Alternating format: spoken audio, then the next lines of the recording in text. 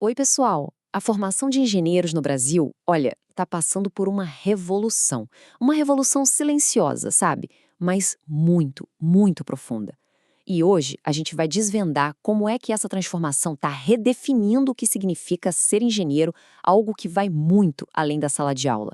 A pergunta que guia a nossa análise é essa aqui: como é que se moderniza um campo tão grande e, vamos combinar, tão tradicional quanto o da engenharia? Não é uma tarefa nada simples. E a resposta, como a gente vai ver, envolve uma estratégia que atua em vários níveis ao mesmo tempo. Bora mergulhar nisso? Então, tudo começa quando a gente reconhece que existe um problema. Aquele modelo de ensino antigo, o transmissivo, sabe aquele em que o professor fica lá na frente falando e os alunos só escutam? Pois é, esse modelo simplesmente não forma mais os profissionais que o mercado de hoje precisa. E esse slide aqui ilustra a diferença perfeitamente.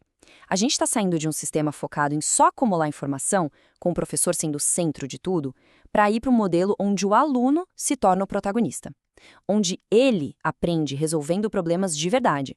A mudança é de filosofia, de foco e principalmente de objetivo. E olha, essa transformação não aconteceu do nada por acaso. Foi uma agenda estratégica, muito bem pensada.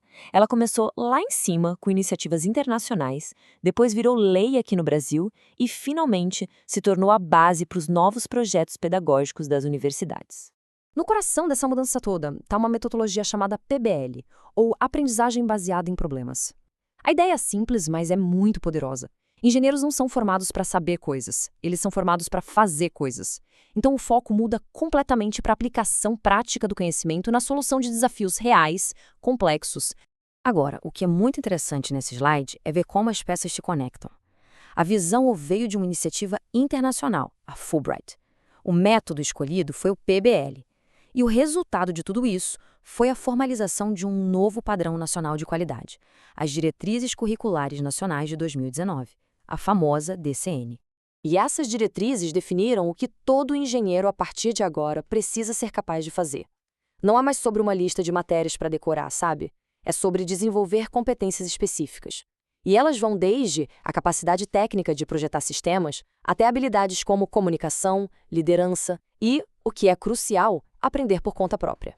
Só que aqui a história tem uma grande virada.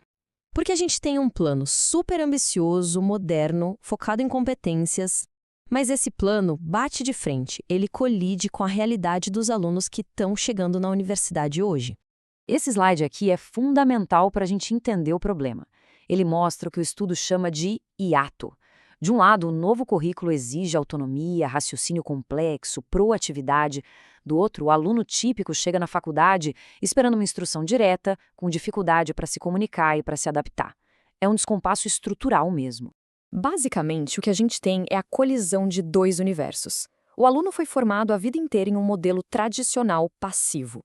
Aí ele entra num sistema universitário que agora exige que ele seja ativo, autônomo e focado em desenvolver competências.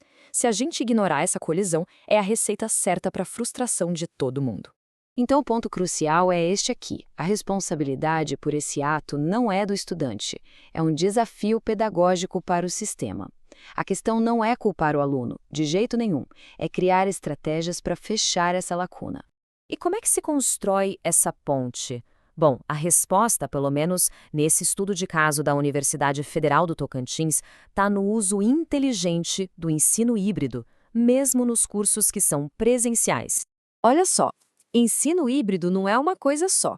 Existem vários modelos. Tem a rotação por estações, ou a famosa sala de aula invertida, onde a teoria é vista em casa e a aula vira um espaço para botar a mão na massa, para resolver problema. A chave de tudo é a flexibilidade, para usar a melhor ferramenta para cada objetivo de aprendizagem. Na prática, isso se organiza lá nos ambientes virtuais como o Moodle. E a arquitetura é simples, mas, olha, é genial. Tem uma primeira camada de nivelamento, com vídeos e textos, que permite que cada aluno recupere o que precisa no seu próprio ritmo. A segunda camada é para o engajamento, aí sim, com questionários, fóruns, tudo para aplicar o que foi aprendido.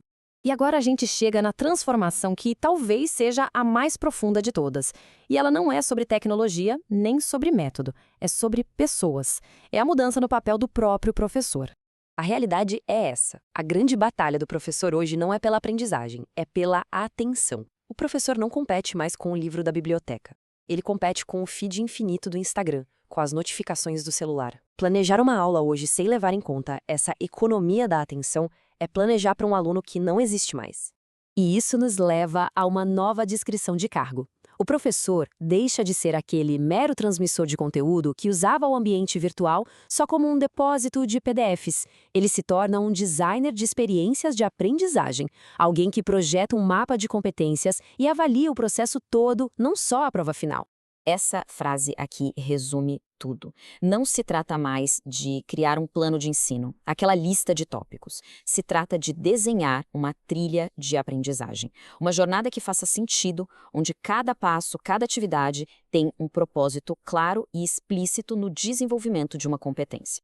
No fim das contas, tudo se resume a uma pergunta que cada educador precisa se fazer. O meu curso é uma lista de conteúdos para serem memorizados ou ele é uma jornada de desenvolvimento? E a resposta que a gente dá para essa pergunta não define só um curso, não. Ela define o próprio futuro da educação.